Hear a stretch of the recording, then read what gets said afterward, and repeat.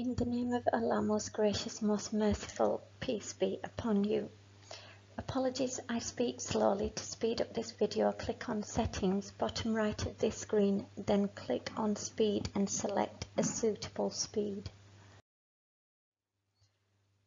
Now, I've mentioned in a few of my videos how my mum was killed by my dad, and recently I've felt compelled to expand on this, especially since my dad slandered my mum to excuse his murder of her. The Quran states quite clearly in chapter 24 verse 23, those who slander chaste women, indiscreet but believing, are cursed in this life and in the hereafter.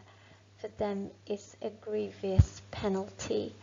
And there are many men besides my dad that do such a thing, and hopefully this video warns such people.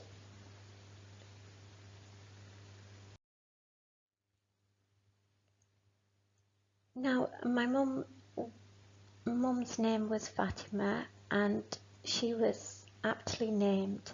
Her brother, my uncle, who was about her age, because she had quite a few brothers, said that she was a model woman. In his sight, she was a model woman, and that was because she was very shy, very obedient to her brothers, and just precisely the traditional Muslim Pakistani woman that men wanted during that era.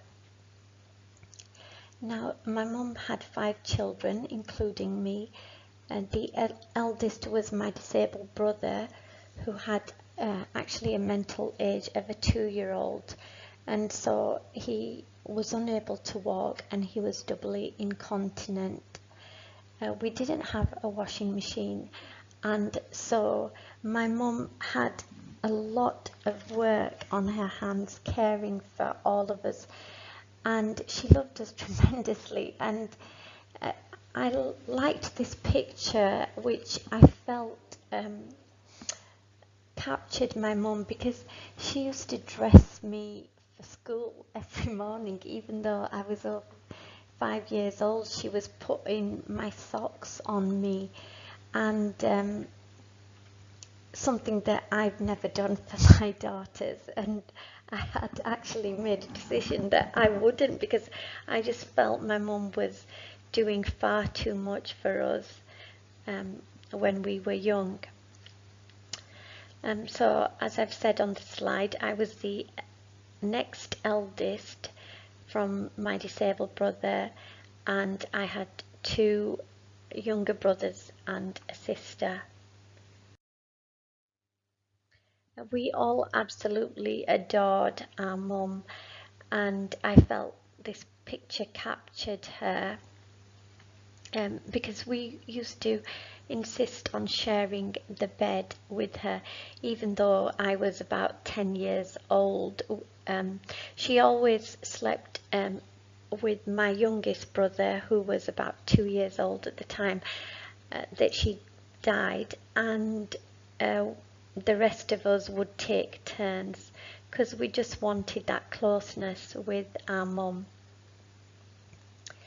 And I do remember I used to keep an eye on my mum, whether it was day or night, because if she wasn't upstairs asleep with us, I would wake up and go check on her. And usually if her brothers were over, she'd be up late talking to them, and I'd listen from the top of the stairs for a while, you know, to the boring adult talk for a bit, and then go back to bed. And it's funny, because my youngest tends to do that with me now. She does like to come into my bed and share the bed with me, and she will wake up and find me in the middle of the night if I'm not in bed with her.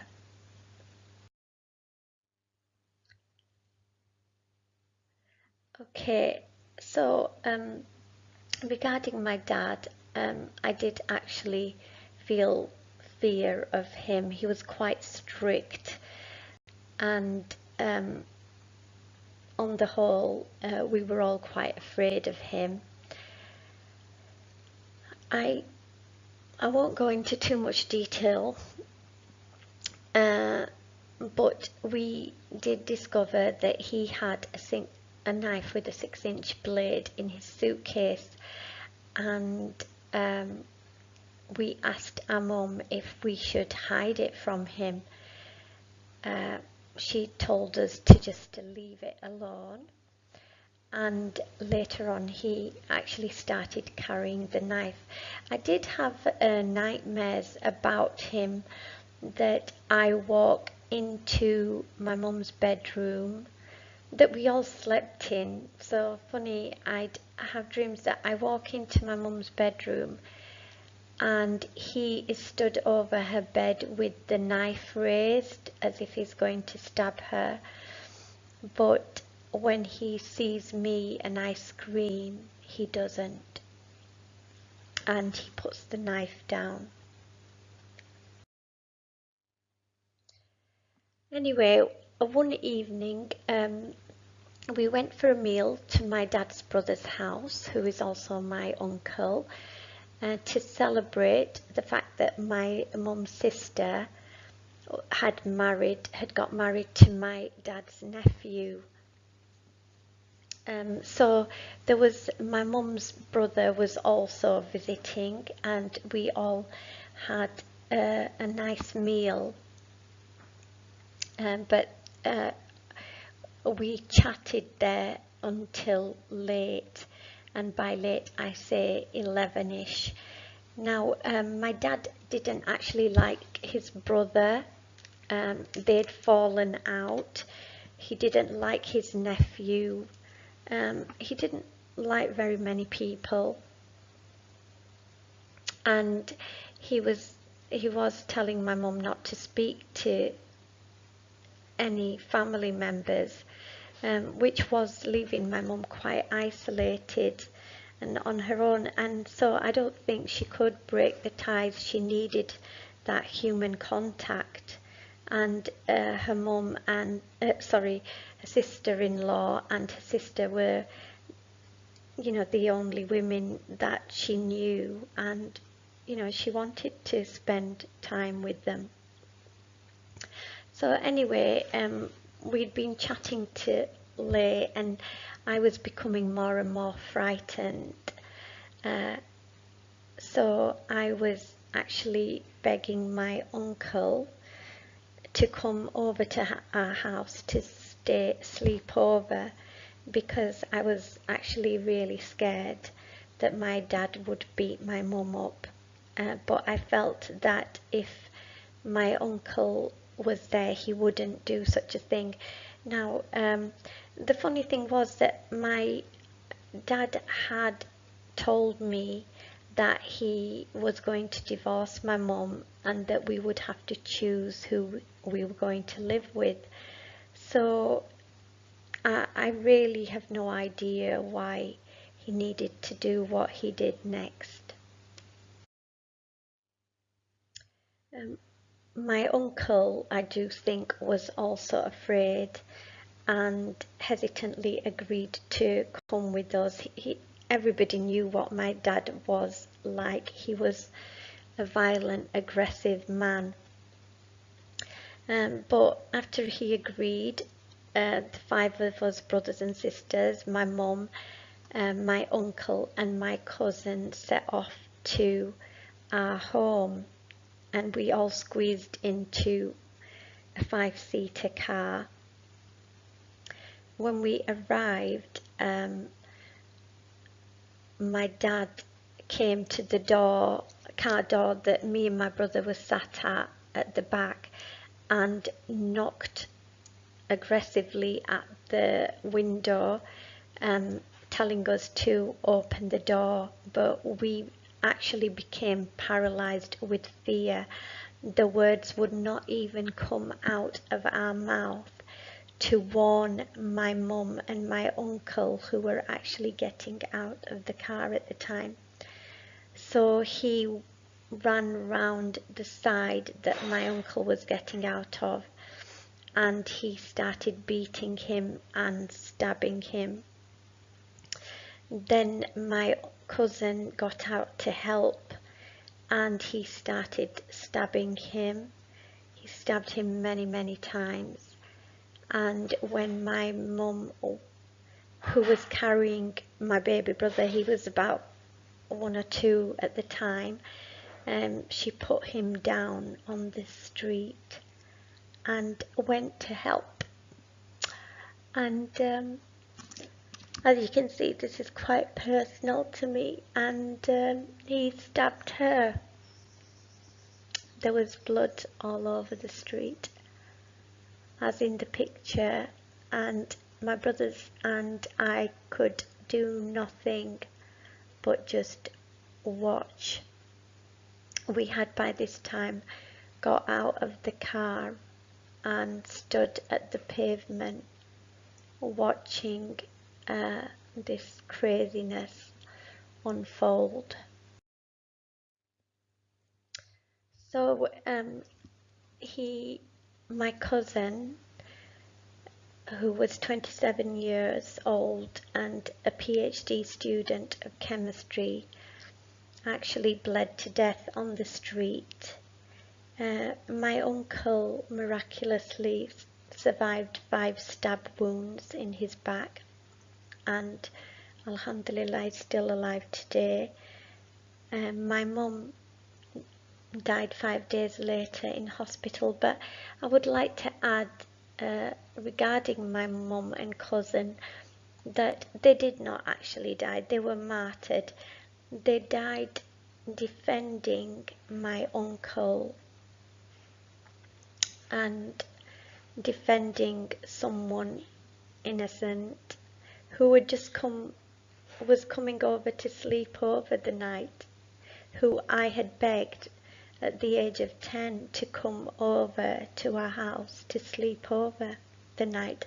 And my cousin was just dropping us off innocently because we had a disabled brother who couldn't walk, and rather than pushing him along at 11 at night in a wheelchair and carrying a baby, like a 2-year-old brother who'd fallen asleep, Mum had requested that we get a ride in the car. Following this incident, obviously the police came, the social services were involved, and my brothers and sisters were separated, put into separate foster homes. Now my dad told the police that my uncle and cousin had come to attack him, and it was purely self-defense. The neighbours actually supported his statements because they had no idea what was really happening. They could see these 3 people appearing to struggle with this one man, and they had absolutely no idea. Even myself, when I was on the street, I could not see. It just appeared as if my dad was punching people, but he had a knife that he was stabbing people with, and only when their white shirts became blood-stained did I understand that he was stabbing them. At the time I couldn't understand why they would become so weak with this punch, you know, and it was just surreal. So some of the young boys in the street who were in their bedrooms I remember them shouting, "Go get them," from the bedroom window, because it's only Allah subhanahu wa ta'ala that knows all and sees all. You may witness an event, but you don't see everything. And the mother of these boys told the police that my dad was a wonderful person, but she wasn't the one who was living with him.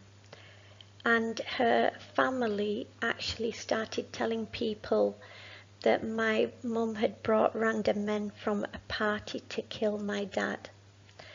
And I do believe my dad perpetuated this lie. And the reason why I know that these boys were spreading this malicious lie was because by fate I was working in a place and her son started work at the same place, and I had a vague recollection of who he was, and when I mentioned the stabbing on that particular street, this is what he relayed to me, that a woman had brought men from a party and the incident had become violent.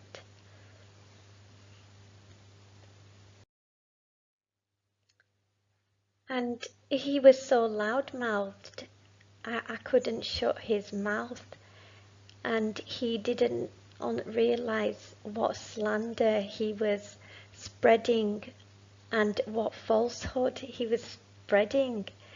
And I was a witness to the truth. I was the child of this mother. And so I wanted people to know the truth, though the truth will be clear to everyone on the Day of Judgment. I do want my dad to repent of his horrific crime against innocent people. Because it's his loss that I mourn. My mum and cousin, alhamdulillah, inshallah, they are in heaven. Because I was a witness to my mum during the late nights. I knew what she was doing. If she was out of bed, I knew. And God is witness that we would insist on sleeping in the same bed as my mum. Being traditional parents, they didn't sleep in the same bed. So my mum slept with all of her children. My dad is still in denial, and I know this because many years ago, well, about 10 years ago, I tried to encourage him to repent of his lies and his slander, and he became enraged at me. And so he'd sealed off his mind in a way. And as I said, I was a witness to the truth, and my brothers and sisters are witnesses to the truth, and Allah is a witness to the truth.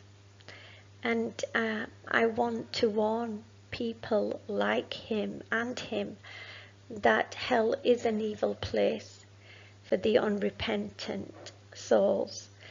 And may this whisper of mine be heard by the trees, and may the trees whisper the truth to others until the message reaches all murdering, slandering men, and may they repent of their crimes so that God can forgive them, because until they repent their crimes, there is no forgiveness.